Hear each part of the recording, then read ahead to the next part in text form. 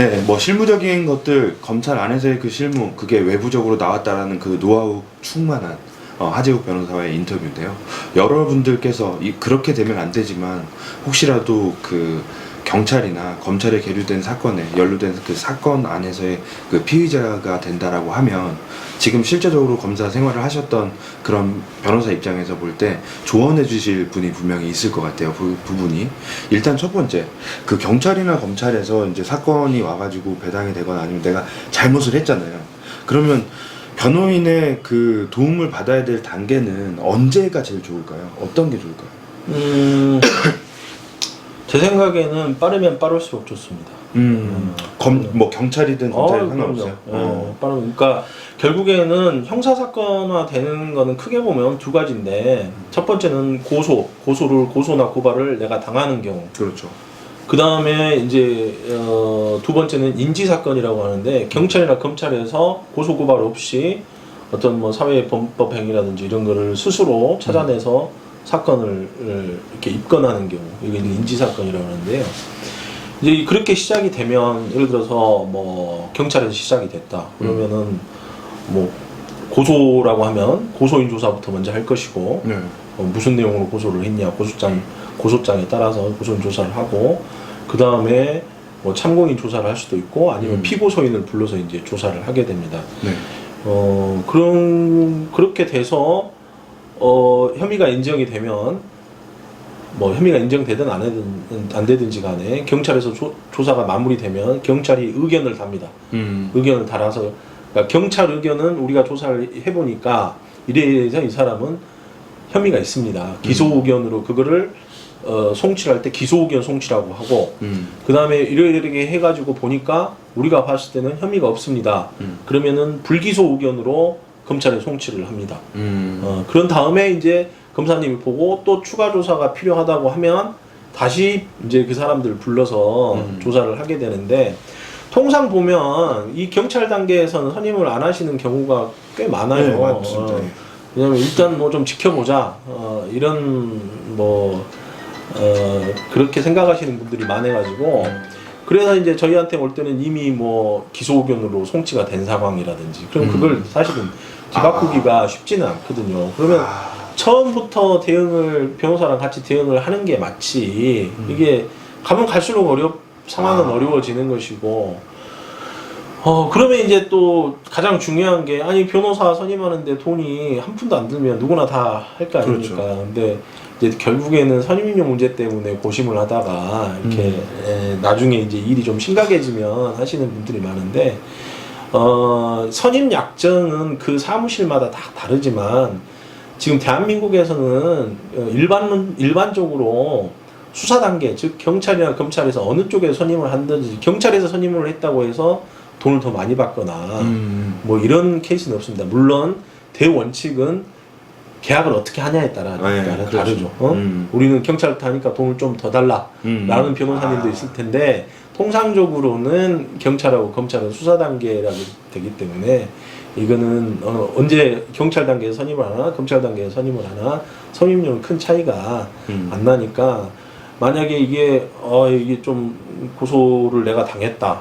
근데 이게 좀 어려울 수도 있을 것 같고 뭐 아무튼 변호사 도움을 받아야겠다고 생각을 하면은 최대한 빨리 여러 변호사님들하고 상담을 해보시고 뭐 자기하고 잘 맞고 신뢰가 가는 변호사님하고 선임 계약을 하시는 게 제일 좋죠. 그럼 뭐 이제 광주 안에서는 그런 사건이 있으면 지금 이 영상을 보시면 영상 안에 전화번호가 나와 있습니다.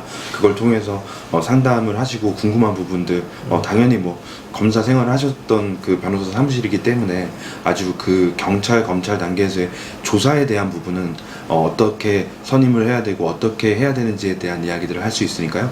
지금 이 영상을 보고 계신 분이 계신다면 여기 전화번호 나와 있는 광주에 있는 저희는 이제 변호인닷컴은 이 지역 안에서 활동하는 변호사를 응원하는 그런 시스템이기 때문에 광주 전남 안에서 형사사건에 대한 궁금증이 있으면 이 영상 통해서 연락을 주시면 되겠습니다.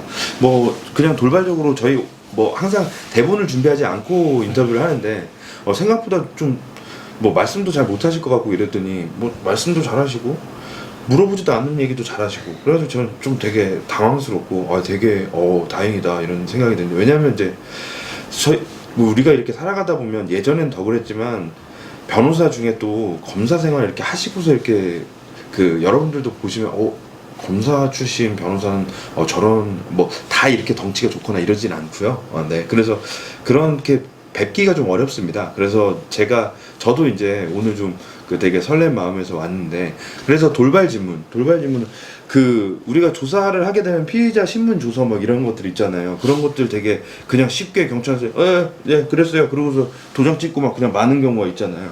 그 혹시 그 조서 잘못 꾸민 거를 수정해가지고 성공한 케이스 혹시 있으신가요? 그러니까 의뢰인분들이나 이런 분들한테 정말 조사가 중요하다라는 걸 알려줄 수 있는 그 제가 직접 이제 들어간다는 말은 이제 변호사 입회를 한 상태에서 조서가 뭐 이상하게 일방적으로 된다든지 그래서 이제 옛날 어른들은 조서를 작성한다는 표현을 안 하고 조서를 꾸민다는 표현을 하는데 그런 경우는 못 봤습니다. 근데 왜 그러냐면 일단 변호사가 들어가면 이렇게 변호사가 옆에 앉아서 조사를 받으면 조사를 받는 사람이 심리적으로 안정이 되긴 하지만 조사를 하는 경찰관이나 뭐 검찰청의 뭐 계장님이나 검사님이나 일단 이게 옆에 법률 전문가가 있으니까 조서로 장난을 못 치죠.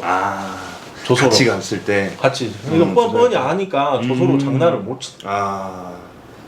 그러니까 실제로 제가 입회를 했는데 여기는 가나다라고 했는데 왜 이는 이 건어도로로 적혀 있어 이런 거는 못 받고 대부분 들어가면은 제가 들어가면 장난을 안 쳐요. 근데 장난치는 케이스가 많은데 이제 가면은 일단 조사 없이 조서를 작성 안 하고 계속 말로 이렇게 어르고 달래고 협박하고 그런 실제로 있어요. 그런 많죠. 아직도 많죠. 지금 점점 없어지려고 하는 것 같아요. 지금 뭐 수사권 조정 단계에서 경찰들도 굉장히 친절하려고 노력하는 모습들이 많이 보이고 많이 달라지긴 했어요. 근데 이제 여기서 이제 또 제가 드리고 싶은 말씀은 아까도 말씀드렸다시피 수사를 시작하는 것은 크게 두 가지예요. 그러니까 어떤 개인을 상대로 고소를 해서 고소장이 들어갔을 경우, 그 다음에 두 번째는 아까도 얘기했죠. 수사기관에서 자체적으로 범죄를 파악해서 인지를 하는 경우. 근데 고소장이 들어간 경우에는 사실은 이게 어떻게 보면은 경찰이나 뭐 검찰도 공무원들이기 때문에 공무원이 기본적으로 그러니까 일하기 싫거든. 그거는 뭐 사람 인지상정인데 그러니까 이게 최소한만 하고 오바를 안 해요. 고소 사건에서는 웬만큼 그러니까 옛날에는 뭐 상대방한테 뭐 백 받아가지고 한다는데 요즘에는 이제 그러기가 힘든 구조고. 그런데 인지 사건이 되면 뭐냐면 이거는 내가 키운 자식 같은 거예요. 수사를 하는 사람 입장에서는 오바를 할 수밖에 없어. 이게 뭐 좀 비유가 이상하지만 내가 어떤 목표를 정해놓고 거기를 향해서 달려가는 거거든. 헌팅을 하는 거거든. 그러면은 얘가 나쁘게 보일 수밖에 없고 무리하게 될 수밖에 없는 거예요. 그래서 아니 내가 이게 관련 저기를 조사하고 해봤더니 얘가 분명히 이걸 한 게 맞거든. 속으로 이제 그렇게 생각하는데 심증이 가면은 오바를 해서 너 제대로 이야기해라 뭐 하면서 이제 온갖 구슬리고 협박이 들어갈 수가 있고 그래서 사실은 이제 그런 역할을 방지를 해라.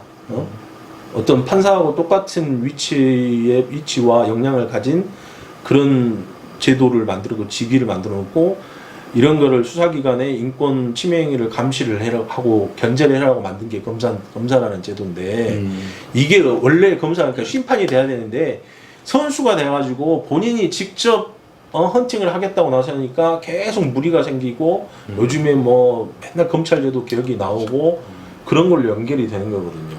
그러니까 다시 돌아가자면 인지사건에서는 사람의 심리상 이 수사를 하는 사람들은 정말로 범죄를 밝혀내고 싶은 심정이니까 무리를 할 수밖에 없는 구조고 그런 사건일수록 변호사와 함께 하는 것이 유리하다. 여러 가지로 유리하죠. 그러니까 실제로 가면 어떤 케이스 뭐 제가 구체적으로 어딘지는 말씀 안 드리겠지만 뭐 1시간 동안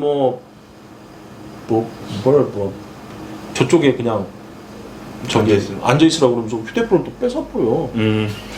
휴대폰도 못 보게 하고 물 먹으려면 뭐 말도 안 하는 사람이 왜 물을 먹고 그래 화장실 가려고 뭐 이런 아직도 그런 말도 안 되는 일이 있고 그래가지고 그 경찰서에서 그러고 그 다음에 이제 바로 그래서 그 양반이 그걸 당하고 와서 선임을 해서 이제 다음 조사 때는 제가 같이 들어갔어요.